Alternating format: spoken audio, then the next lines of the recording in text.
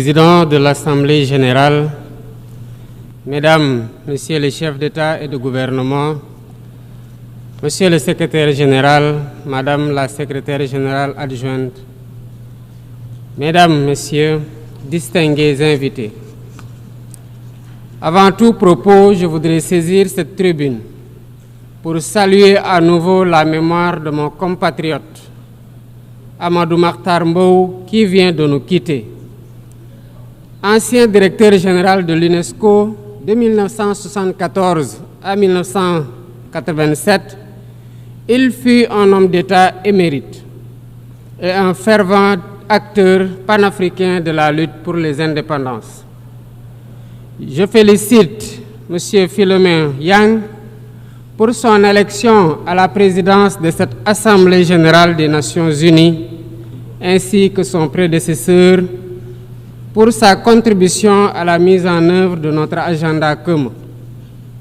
À travers vous, je formule mes vœux de succès dans la conduite de nos travaux.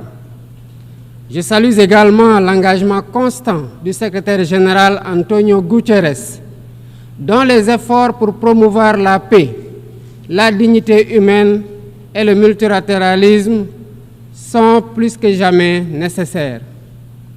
Le Sénégal renouvelle son plein soutien à sa mission en ces temps de turbulence mondiale.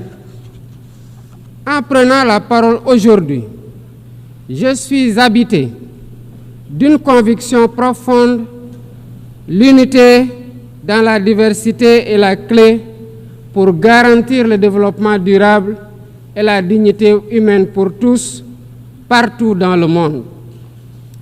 Ce thème de la présente session, qui guide nos discussions, nous invite à repenser nos responsabilités collectives et à nous assurer que les principes fondamentaux des Nations unies, définis il y a près de 8 décennies, continuent de porter la promesse d'un monde plus juste et plus équitable.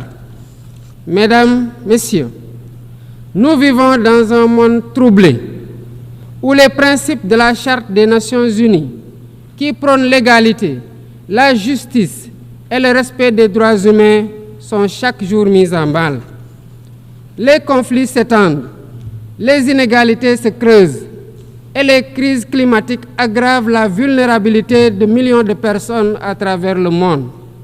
De surcroît, nous assistons à une remise en cause inquiétante du multilatéralisme, à un moment où l'humanité en a le plus besoin. Le monde doit se regarder en face, sans complaisance.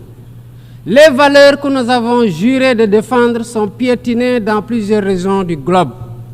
Que l'on soit à Gaza, à Tel Aviv, à Dakar ou ailleurs, chaque être humain est porteur de cette égale dignité, une dignité qui transcende les frontières, les cultures et les appartenances religieuses. C'est notre devoir à tous de veiller à ce que cette dignité soit protégée et respectée pour chaque être humain, sans exception. Ce devoir est l'essence même des Nations unies. Pourtant, nous constatons chaque jour que le droit international, ciment de la paix mondiale, est souvent violé. Des résolutions adoptées par cette Assemblée sont ignorées. En tolérant ces violences répétées, nous foulons aux pieds les principes de la Charte des Nations unies et sapons les fondements même de cette maison de la paix. Jamais les fondements des Nations unies n'ont autant vacillé qu'en ces temps de violence et de peur et d'incertitude. Si nous voulons éloigner le spectre de la guerre et œuvrer à l'avènement d'un monde meilleur, alors il est temps de changer les paradigmes. Il est temps de remettre l'humain au centre de l'agenda international, comme nous y invite le thème de cette session. Monsieur le Président, Mesdames, Messieurs, nous ne voulons plus fermer les yeux sur la tragédie qui se déroule dans le Sahel. Des groupes terroristes sèment la terreur, pillent, tuent les populations civiles innocentes. Cette région, autrefois stable, est désormais en proie à une violence quotidienne tandis que les Nations Unies, particulièrement le Conseil de sécurité, restent trop souvent inertes. De même, nous ne pouvons pas accepter que le Sahel devienne le théâtre de rivalités de puissances étrangères dont les affrontements ne font qu'aggraver la déstabilisation de la région. Je dois rappeler ici que la paix et la sécurité de l'Afrique sont indissociables de la paix mondiale. Il est impératif que le Conseil de sécurité remplisse pleinement son rôle de garant de la stabilité internationale. J'exprime à nouveau la préoccupation du Sénégal face à la situation tragique qui perdure en Palestine. Des générations entières y ont grandi sous l'ombre de l'oppression, privées de leur droit fondamental à un État viable. Le Sénégal, en tant que président du Comité pour l'exercice des droits inaliénables du peuple palestinien, appelle à un cessez-le-feu immédiat et durable. Nous réitérons notre soutien à la solution des deux États, avec Jérusalem-Est comme capitale de la Palestine, conformément aux résolutions pertinentes des Nations Unies. Cette guerre qui n'épargne ni femmes, ni enfants, ni infrastructures vitales est une plaie ouverte sur la conscience internationale. Il est impératif que le droit international humanitaire soit rétabli dans toutes les zones de conflit et que les Nations Unies jouent pleinement leur rôle de médiateur et de garant de la paix. Mesdames et messieurs, la paix n'est pas seulement l'absence de guerre. La paix, c'est aussi la possibilité pour chaque être humain de vivre dans la dignité, de se nourrir, de se loger, de s'éduquer et de recevoir des soins. Or, aujourd'hui, plus de 750 millions de personnes ne mangent pas à leur faim et des millions basculent chaque jour dans l'extrême pauvreté. Ces chiffres éloignent de plus en plus le monde des objectifs de développement durable fixés pour 2030. Nous ne pouvons plus accepter que les mécanismes de gouvernance mondiale continuent de reproduire ces inégalités. Il est alors temps de rompre avec la logique du chacun pour soi et de bâtir un nouveau contrat social global fondé sur la solidarité et la coopération.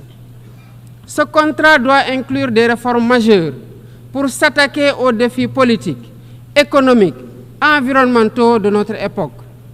Premièrement, il est impératif de sauvegarder et de renforcer le multilatéralisme comme cadre unique d'action pour la paix et la sécurité internationale. Cela passe par une réforme urgente des institutions mondiales, notamment le Conseil de sécurité, le FMI, la Banque mondiale, afin qu'elles soient plus inclusives et qu'elles reflètent les réalités géopolitiques et économiques actuelles. Le continent africain, en particulier, doit avoir une place plus importante dans ces instances de décision. Deuxièmement, il est temps de corriger les injustices économiques qui freinent le développement de nombreux pays du Sud. Le commerce illégal, l'évasion fiscale, les flux financiers illicites et les congés fiscaux abusifs ruinent les pays en développement, notamment en Afrique. Ces injustices doivent être corrigées pour permettre à tous les pays de participer pleinement au commerce mondial et de bénéficier de la croissance économique.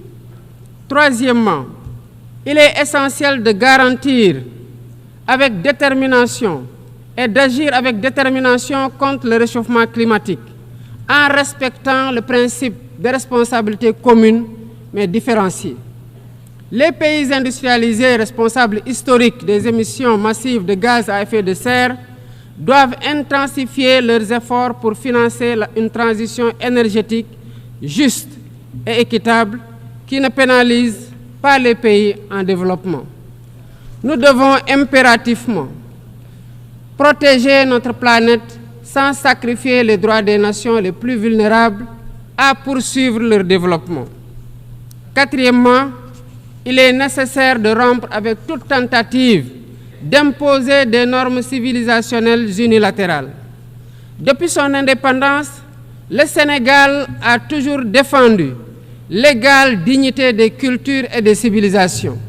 Et cette diversité doit continuer à être la base de la coexistence pacifique entre les peuples. Aucune nation ne devrait imposer aux autres ses pratiques ou ses valeurs comme normes universelles. Le respect des différences est le fondement de la stabilité et de la paix dans le monde. Mesdames et messieurs, le Sénégal est fermement engagé dans cette voie. Nous avons choisi de bâtir un État résolument tourné vers le développement durable avec des initiatives ambitieuses dans des domaines tels que les énergies propres, la souveraineté alimentaire et la gouvernance transparente. Mais nous savons que pour réussir, nous avons besoin de l'action collective et de la solidarité internationale. Aucun pays, aussi puissant soit-il, ne peut relever seuls les défis qui menacent l'humanité. Il nous faut donc agir ensemble, unis dans la diversité, pour construire un avenir où la dignité humaine est respectée, où la justice prévaut et où la prospérité est partagée. C'est par la coopération et le respect mutuel que nous surmonterons les crises qui secouent notre monde. Je vous remercie de votre aimable attention.